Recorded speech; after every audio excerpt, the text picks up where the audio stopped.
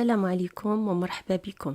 كنلتقي بكم اليوم في القصة الأسبوعية، واليوم غنهضر على واحد الصحفية اللي سميتها كيم وول.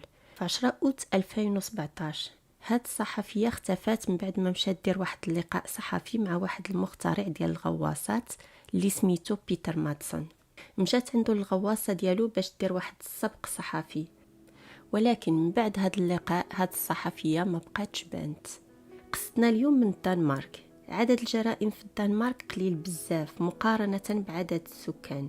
على هاد الشيء هاد الجريمة دارت واحد الضجة كبيرة في المجتمع الدنماركي وفي العالم. اليوم غنهضروا على بيتر ماتسون أو عن قضية الصحفية كيم وول.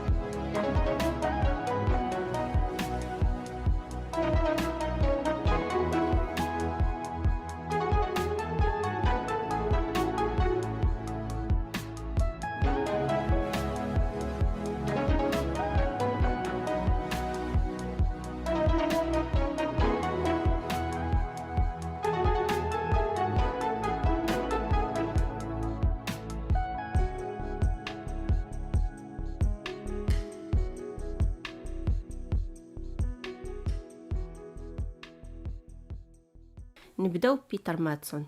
تولد في 12 يناير 1971 في الدنمارك، في واحد المدينة بعيدة على كوبنهاغن ب 100 كيلومتر، ومن بعد انتقل لأنجل على جزيرة سيلاند. كان كيعيش مع والديه آني وكارل ماتسون. باه كان مدير مطعم، وأثناء الحرب العالمية الثانية باه كان نجار في القوات المسلحة الألمانية. في السيرة الذاتية ديال بيتر وصف باه بأنه كان عنيف مع خوته الغير أشقاء اللي كانت ماماه والدهم من زواج آخر. الوالد ديالو بيتر كان عزيز عليه الهندسة الفيزياء والكيمياء، ونقل هاد الشغف ديالو بالعلم لولدو بيتر. منين وصل بيتر 6 سنين والديه تفارقوا، ومشى بيتر يعيش مع ماماه هو وخوته الغير أشقاء. بيتر كان واحد الدري ذكي بزاف، وكان كيتعلم بوحدو، ما كانش محتاج شي أستاذ يشرح ليه، وكان ماهر في كل المجالات. في أوائل الثمانينات كان عند ماتسون هدف واحد، هو يصاوب واحد الصاروخ ويطلقه في الفضاء. ومنين وصل 15 عام دار هاد الشي فعلا. طلق الصاروخ الأول ديالو اللي طار على ارتفاع 100 متر حدا المدرسة اللي كان كيقرا فيها. الأساتذة ديالو في مادة الفيزياء والكيمياء اعترفوا بأنه طفل عبقري، وكان من الصعب عليهم أنهم يقنعوه بشي حاجة هو ما متفقش معها. كان ملتزم ومجد في الدراسة ديالو، وخا هكاك كان ولي ظريف ومحترم، وتيحترم الأساتذة والطلاب اللي معاه في القسم. من غير صنع إطلاق الصواريخ كان عند بيتر اهتمامات وحدة أخرى بحال مجال الميكانيك ولا ديناميك دي فلويد. وباش يواصل التجارب ديالو كان خصو الهيدروجين السائل والوقود اللي حصل عليهم بواحد الطريقة غير قانونية.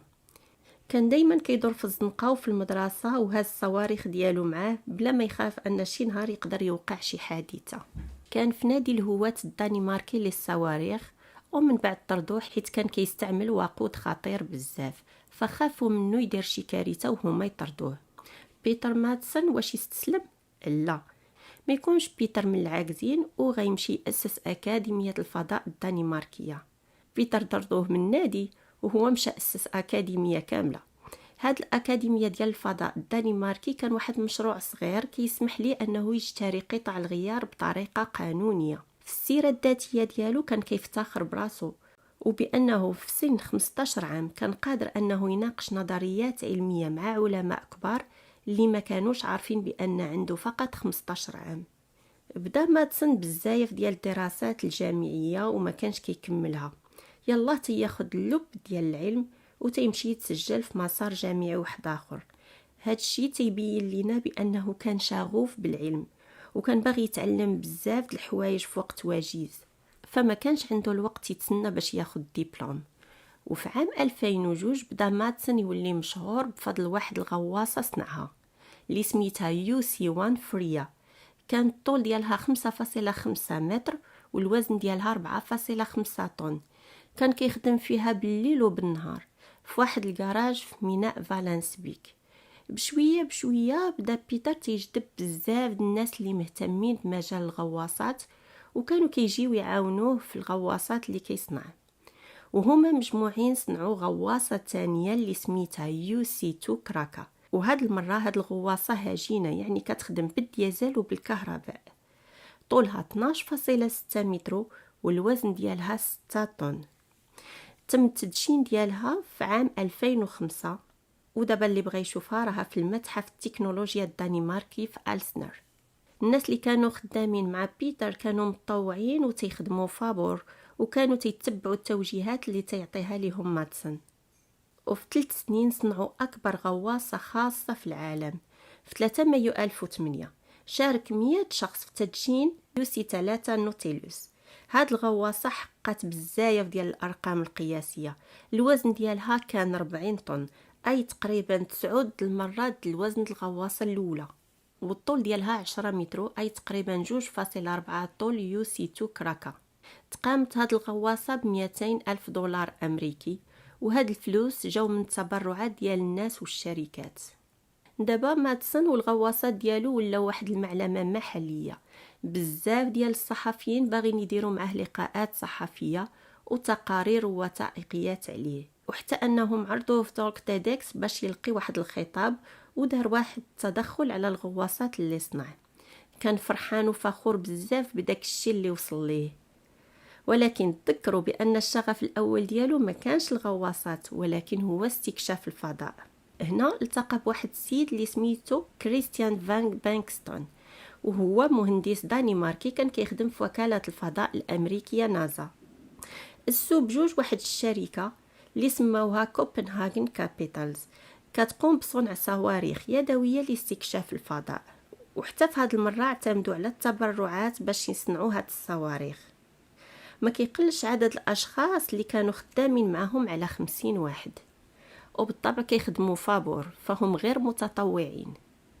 واخيرا في يونيو 2011 طلقوا النموذج الاول من الصاروخ وتم الاطلاق ديالو من واحد المنصه في بحر البلطيق. وصل الارتفاع ديالو في الفضاء ل 2.8 كيلومتر. وعام من بعد زادوا واحد الصاروخ ثاني اللي وصل الارتفاع ل 8 كيلومتر في الفضاء. ولكن بيتر ماتسون صعيب في الخدمه ديالو. بداو تيظهروا واحد التوترات صغيره ما بين ماتسون وكريستيان، لان ماتسون ما فهمش علاش كريستيان تيجي في الصباح يخدم ويرجع للدار في العشيه. بالنسبه لبيتر، كريستيان تيفضل العائله ديالو على الفضاء، حيت بيتر ماتسون تيبات يخدم ويصبح يخدم في الصواريخ وعايش في الانتروبول اللي كيصنع فيه الصواريخ. ما كيخرج ما كيدرج، واكل شارب حدا الصواريخ ديالو. اذا ما فهمش علاش كريستيان كيمشي لدارو يرتاح ويرجع يخدم في الصباح. هذا الموضوع شكل واحد الحزازة كبيرة بيناتهم. وفي عام 2014 قرر ماتسون ينفصل على كريستيان وعلى الشركة ديالهم وينشأ شركة جديدة ديالو بوحدو وسماها مختبر الفضاء لصواريخ ماتسون. الشعار ديالها كان من المحيط إلى الفضاء. من بعد ماتسون بدا يتخاصم مع المتطوعين اللي كيخدموا معاه، فقرروا هاد المتطوعين حتى هما ينسحبوا من العمل معاه، لان ماتسون واحد الانسان تيغضب بسرعه وتينفعل في ساعه وما عندوش الصبر. هو ماشي انسان مؤذي للناس اللي كيخدموا معاه، ولكن كيتعصب على الادوات اللي تيخدم بيهم. منين تيتعصب تيبدا يشير بالادوات واللي جا في يديه كيلوحوا. على هاد الشيء الناس كانوا كيخافوا يخدموا معاه ليشير عليهم بشي حاجه. من واحد الجانب اخر ماتسون كيبغي الخدمه ديالو لواحد الدرجه ما معقولاش، ودائما كان كيجرب على راسو الغواصات والصواريخ. فمنين صنع الغواصه نوتيلوس مشى جربها في البحر وبقى فيها 2 سيمانات. وايضا منين صنع الصاروخ الدوار جربوا على راسو. كان واثق في الاشياء اللي كيصنع وما عمرها ما حصلت ليه شي حادثه. هادشي علاش خلاه مغرور وديكتاتور، وهو بوحدو اللي كان كيعرف اشنو خصو يدار. دونك بارك علينا من مادسون، ونجيو دابا للصحفيه المغدوره كيم وول. نهضر لكم شويه على كيم وول. تولدت في 23 مارس 1987 في السويد. كبرات في واحد المدينه حدا الحدود ما بين الدنمارك والسويد، وقرات في كلية الصحافة في جامعة كولومبيا في الولايات المتحدة الأمريكية، وتخرجت في عام 2017. وحصلت أيضا على واحد الدبلوم في العلاقات الدولية من مدرسة لندن للاقتصاد. في تويتر كتبت على راسها بأنها صحفية مهتمة بقضايا الهاكرز والنصابين ومصاصي الدماء والأحياء الصينية والقنابل الذرية والنسوية، لأنها متعددة التخصصات. منين وصلت 30 عام كانت سافرات حول العالم أكثر من مرة. في التغطيات الصحفية ديالها خدمات مع نيويورك تايمز وفيس ماغازين وفورين بوليسي. كانت تعيش بجوج الأماكن، في نيويورك وفي بكين في الصين، وكانت باغا تستقر في بكين مع الخطيب ديالها. في أوت 2017 كانت كيم في كوبنهاغن تزور الخطيب ديالها. بجوجهم قرروا أنهم غيغادروا الدنمارك نهائيا ويمشيوا ويعيشوا في بكين. وبالضبط في 10 أوت 2017 كانت كيم وخطيبها دايرين واحد الحفله بمناسبه انهم اخر نهار عندهم في الدنمارك، ولا غد لي غيسافروا لبكين. وهي مع الاصدقاء ديالها كتحتفل، جا واحد الاتصال من بيتر مادسون تيقول لها بانه مستعد يتلقاها على الفور، لان كيم كانت عرضات عليه بزاف د المرات من قبل دير معاه استجواب صحفي وكان كيرفض. ومنين اتصل بها هو وقال لها بانه موافق يقابلها فرحات بزاف. خلات الحفله، قالت للخطيب ديالها بانها غتمشي عنده للغواصه ديالو شي ساعات قليله وترجع باش يكملوا الاحتفال. وداك الشيء اللي كان، ولكن كيم ما رجعاتش. ومنين تعطلات بزاف قرر الخطيب ديالها يمشي يقلب عليها في الميناء. منين وصل تما ما بانش ليه الغواصه ديال بيتر، وحتى كيم وبيتر ما كاينينش. ومع 1:45 دقيقة ديال الصباح قرر أنه يتصل بالبوليس باش يعلن على اختفاء كيم. من بعد 3 ديال السوايع، يعني حوالي تقريبا 4 ديال الصباح، جا خفر السواحل وقالوا بأنه أكيد هادي شي حادثة وقعت للغواصة. بدات طائرات الهليكوبتر كتجوب فوق الميناء، ولكن مع 4 ديال الصباح كان ظلام وما بان ليهم والو. لا غد ليه 11 أوت 2017 مع 10 ديال الصباح تقريبا لقاو الغواصة وشافوا مادسون في السطح ديال الغواصة. شوية بدات الغواصة تتغرق. من بعد صيفطات الشرطة واحد الباطو لمادسون باش يخرجوه من الغواصة قبل ما يغرق حتى هو. طلع الباطو وخرجوه من الماء. ولكن فين هي كيم وول؟ كلشي تيتساءل هاد السؤال. سي بيتر مادسون منين نزل من الباطو قال للصحفيين بأن كلشي مزيان، ولكن ما جبتش حس كيم وول. استجوبات الشرطة على الفور وقال لهم بأنه رجع كيم وول مع 10:30 ديال الليل باش تمشي للحفلة ديالها، ورجع هو للبحر في الغواصة. البوليس ما صدقوش ولقاو عليه القبض ديريكتومون واتهموه بالقتل غير عمد. لا غد ليه مادسون كان في المحكمة بيه فيه، حيث في الدنمارك عدد الجرائم قليل بزاف، المحاكمة كتجي بالزربة. على اي حال نهار 2 مادسون كان في المحكمة تيتصنتوا ليه، وهاد المرة قال لهم بأن كيم وول بغات تدخل الغواصة فطاح عليها باب الغواصة على راسها وهي تموت على الفور، حيث الباب كان ثقيل بزاف. من بعد ربطها بحبل ورماها في البحر، ولكن حتى واحد ما صدقوا وبقاو شادينه. وفي يوم 21 أوت 2017 10 أيام من بعد الموت ديال كيم، واحد الراجل كان راكب البيسيكلات ديالو وغادي، وهو يكتشف واحد الطرف علوي من جسد ديال شي إنسان، امرأة بالأخص. اتصل بالبوليس، ما كانوش متأكدين أن هذا الجسم ديال كيم، ولكن مع تحليل الADN تأكدوا بأنه جسد كيم. لوتوبسي أكدت أن كيم تعرضت للطعن 15 مرة في منطقة البطن السفلية. من بعد شهر والشرطة تتقلب، جبدوا غواصون واحد الأكياس بلاستيكية من الماء. في واحد الكيس لقاو الملابس ديال كيم، في واحد الكيس لقاو الرجلين. سمحوا لي على هذا الوصف ولكن هكا جا في الجريمة. وفي واحد الكيس واحد آخر لقاو راس كيم مسكينة. في الأكياس البلاستيكية كاملة كانت أجزاء معدنية باش تمنع الأكياس من أنها تطفو فوق الماء وباش تبقى لتحت. واجي نرجعو دابا لمادسون ونشوفو اش كيقول. مازال السي مادسون مصر على أن كيم ضربات راسها مع باب الغواصة، وأنه غير ماها في الماء، وبأنه ما قتلهاش وما قطعهاش. التحقيقات بقات مستمرة، ولكن في الكمبيوتر ديال بيتر لقاو شي دواصة خايبين بزاف. فيديوهات ديال الناس تتعرض للعنف الجسدي، اختناق، خنق وتقطيع. مادسون كان عزيز عليه بزاف هذا المحتوى، وقبل من هاد الجريمة بأيام قليلة مادسون صيفط واحد النكتة خايبة لصاحبو تيقول فيها بأنه غيقتل شي حد في الغواصة. حنا اليوم 30 أكتوبر 2017. مادسون غير القصة ديالو عاوتاني، لأن منين الشرطة واجهوا بأن التشريح نتاع جثة كيم وول ما بينش بأنها مضروبة في راسها، اضطر مادسون يبدل القصة ويقول بأن كيم وقيلة استنشقات ثاني أكسيد الكربون اللي كان طالع من واحد الموتور خاسر في الوقت اللي كان فيه هو في سطح الغواصة. المهم بيتر بدا كيدخل ويخرج في الهضره ما عرف ما يقول. البوليس قدروا يجبدوا الغواصة من الماء، واكتشفوا من بعد فحوصات أن الغواصة غرقت بفعل فاعل وما كانش غرق الغواصة صدفة أو حادث. مادسون توجهت ليه اتهامات بالاعتداء. راكم فاهمين اشنو قصدت بالاعتداء؟ هذاك الشيء. توجهت ليه اتهامات بالاعتداء، اتهام بالقتل، ولكن سي مادسون مازال عاطيها النكير. اكتشفت الشرطة أن هذاك النهار اللي تلاقى بيتر بكيم جاب بيتر معه منشار ومواس وطرنوفيسات، يعني كان ناوي يدير هاد الجريمة في إنسانة بريئة مسكينة، كانت باغا غير دير سبق صحفي وتقدم في المهنة ديالها. التشريح بين أيضا أن كيم كانت مربوطة من يديها ورجليها قبل ما تقتل. هنا المحكمة وجهت ليه تهمة القتل العمد، الاعتداء والتشويه جثة.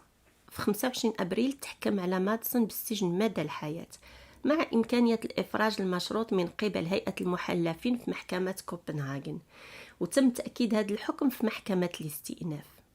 في أكتوبر 2020 هرب مادسون من الحبس بطريقة شيطانية، وهم حرس السجن بأن عنده حزام ناسف فيه المتفجرات وعنده فردي، وكل شيء كان فالسو، حتى حاجة ما صحيحة. ولكن بهذه الحيلة خلع الحرس واستطاع يهرب بسهولة. في النهاية بقى بيتر جالس في الربيع شي شوية قبل ما يتم إلقاء القبض عليه مرة واحدة أخرى، وتحكم ب21 شهر إضافي فوق المدة اللي كان محكوم بها.